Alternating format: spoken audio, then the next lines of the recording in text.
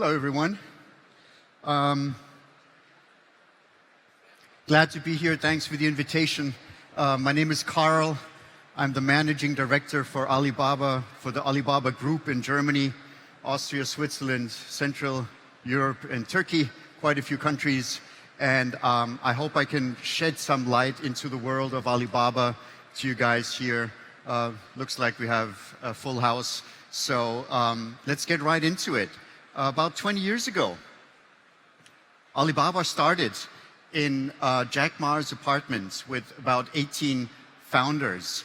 And the idea behind Alibaba was Jack's inspiration through the early encounters with the internet to build a platform that helps to make it easy to do business anywhere. And that is the credo that has stayed with Alibaba ever since. So some of the 18 founders are still operative in the company.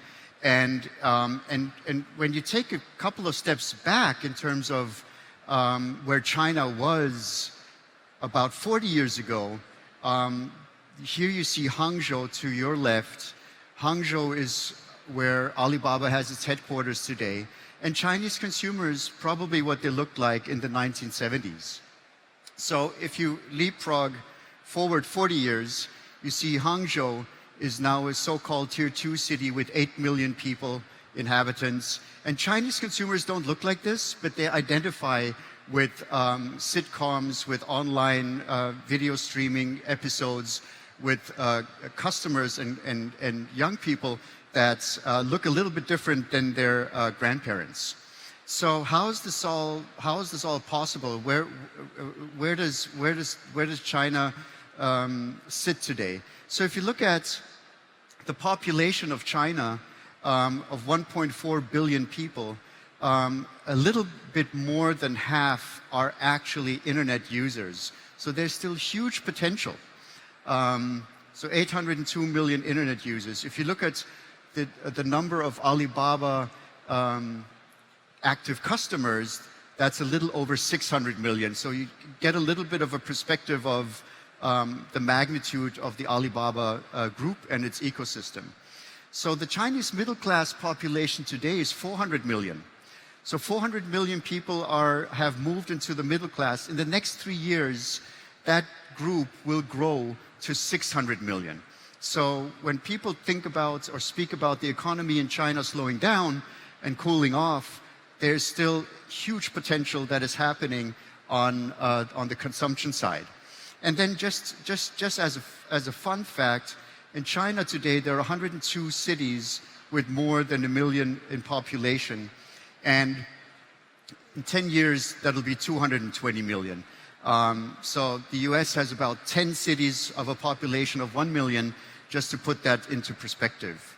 So with the population, with what Alibaba has built, founded 20 years ago, this is Alibaba Group in numbers today.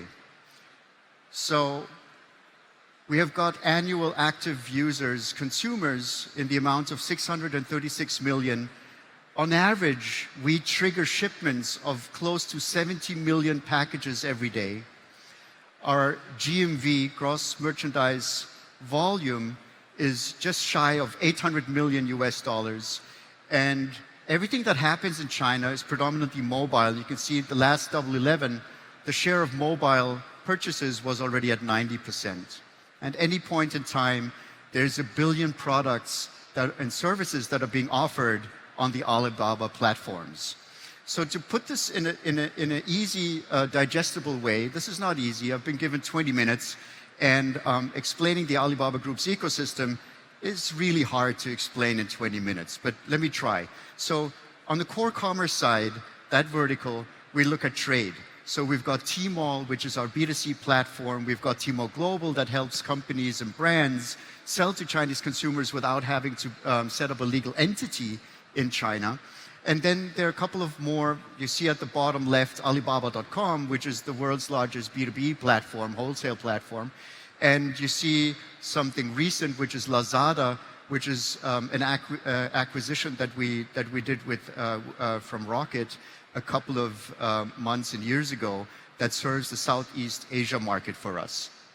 So if you look into another vertical, we've got mobile media and entertainment. Why is that important? Because the Chinese consumer is very much driven by entertainment. We internally call it retailtainment.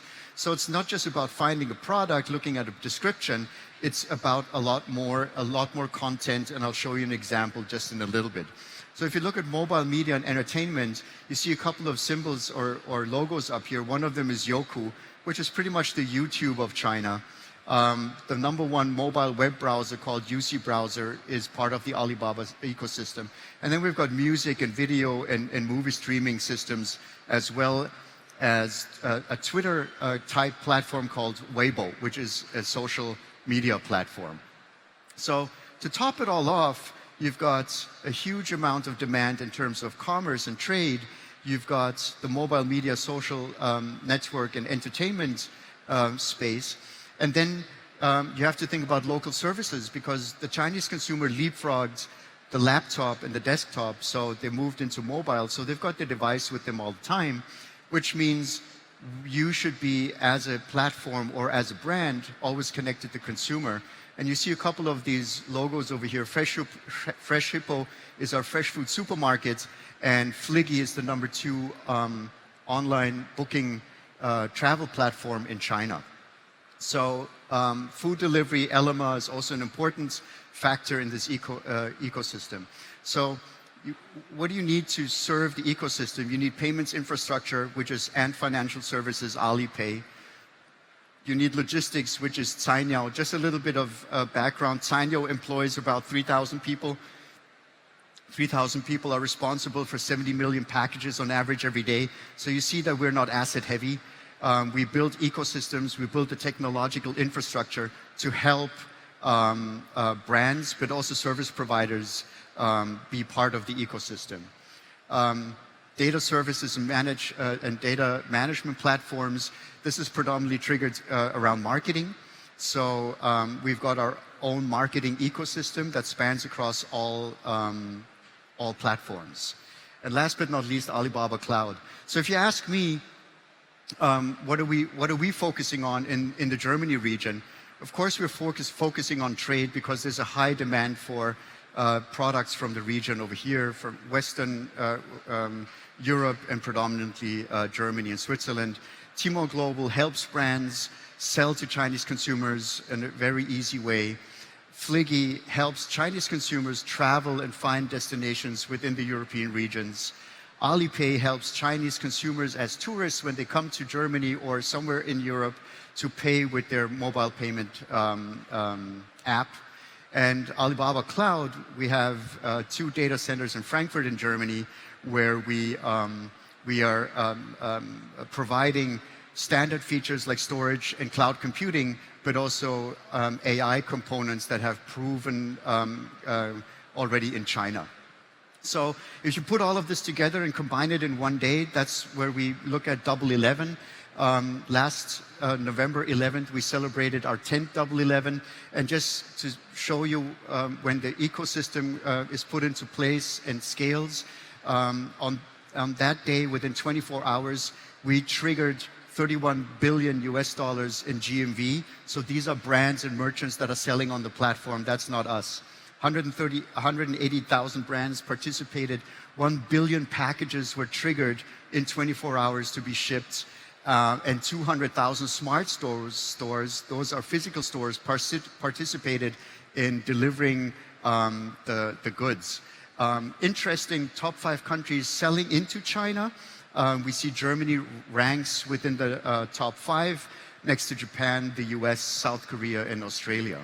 So Chinese consumers, when they buy international products, they uplift the quality of their lives. And that's why the core categories are mother and baby, beauty, cosmetic, skincare, fashion, health and home, personal care, and food and beverages. So everything that basically improves the quality of your own life in terms of healthiness, well-being, fun is focus for the Chinese consumers. So I'm talking about the Chinese consumers, and a lot of people ask me, what's the difference? So we've seen The Chinese middle class is an average age of 35 years old. There's some other examples. It's a very young population, and it hasn't got the brand history that we've grown up with. So I know that the washing detergent that my grandmother used, my mother used, and my wife uses, but if the same washing detergent comes to China, no one knows any history about it. So content is king. And I've chosen this example. Look at Dyson's mobile website over here.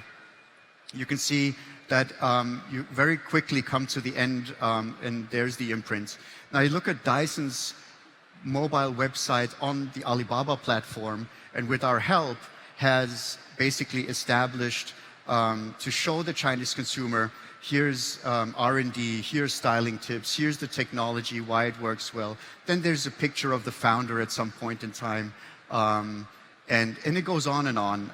I had to cut it off. There's the founder. So I had to cut it off just to give you an example of what it is, what is important when you're addressing the Chinese consumer. Chinese consumer, when he buys the first time from a brand that he doesn't know, an international brand, he will spend 10 minutes on that product detail page before making a purchase decision. That's a little bit different than to what we're used to over here. So going into new retail, which has a lot of names, omnichannel, O2O, we've started many years ago. So we've invested in acquiring shopping malls, reconstructing them, enabling them with technology, creating in those malls smart stores that allow brands to identify the inventory that they should be offering in those stores just by using and utilizing the data. So for instance, G-Shock was able to reduce its inventory because they could use our data and estimate which SKUs will be of high demand in a radius of 5 kilometers of that particular mall. So this is not a nice picture, but 6 million mom and pop stores look like this. So-called corner shops, we enable them with technology. So this also helps brands to explore and to serve the smaller size cities in China. So usually it's tier 1 and tier 2 where you start your operations. But going into tier 3 and above size cities, there's also technological infrastructure that we provide that can help a brand serve through those corner shops the rural areas.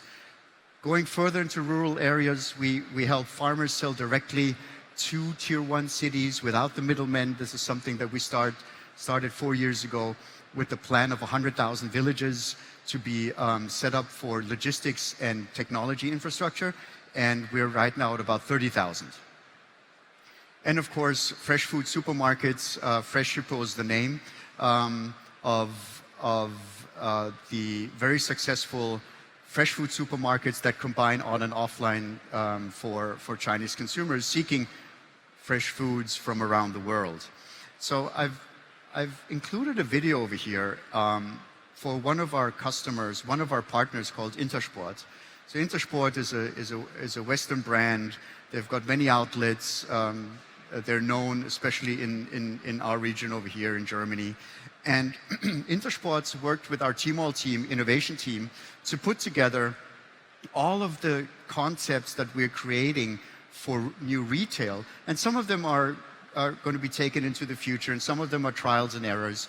But have a look. It's a 3-minute movie that shows what Intersport has done with us in their flagship store in Beijing.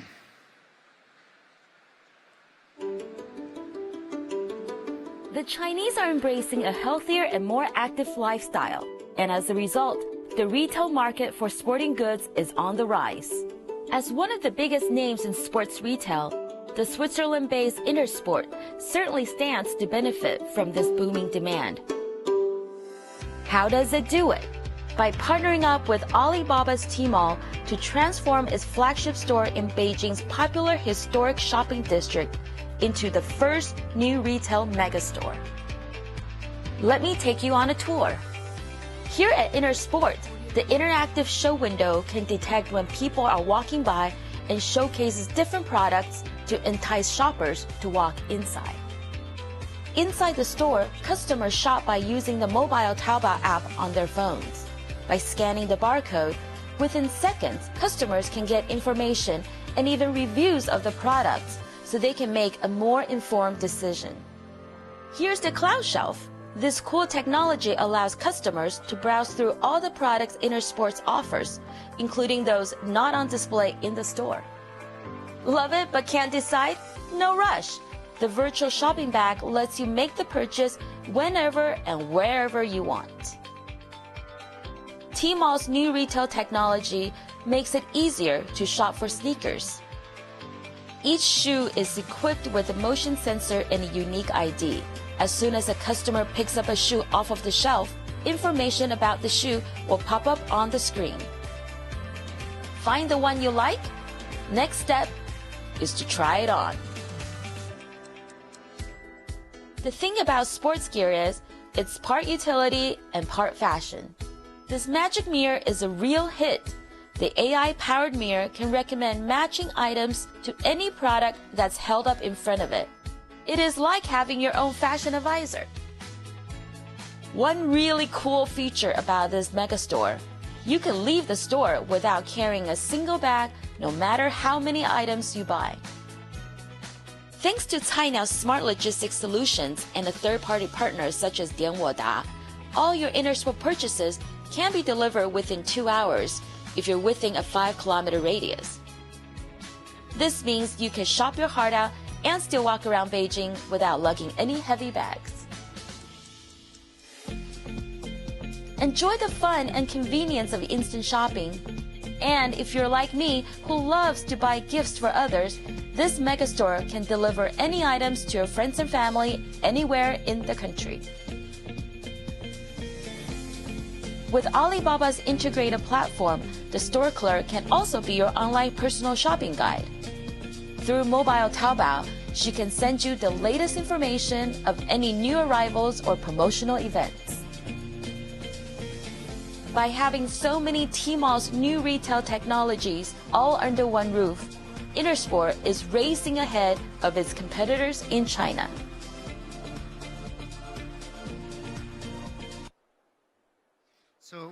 So what you can see in this video is basically everything that we've developed over the past years, and it basically shows that there's a seamless experience that the shopper has regardless of where he's shopping for the product, because he has a smartphone always with him and is interconnected with the store, with the products, with the recommendations, and even store clerks can interact. So that's a great example of what we call new retail and how this is moving along really fast in China.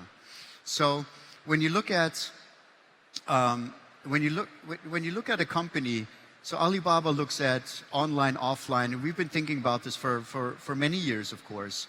And at some point in time, we came to the conclusion to say, well, what is this thing called e-commerce? And Jack back then said, e-commerce is going to disappear in a couple of years.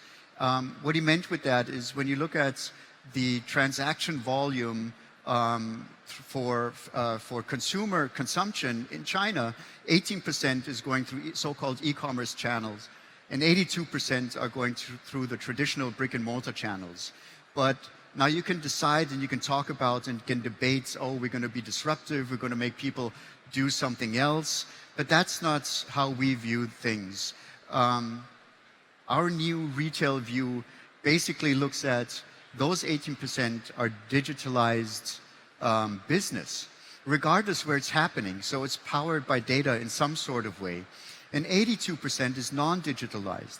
And we think about how are we going to empower with data and technology the remaining 82%.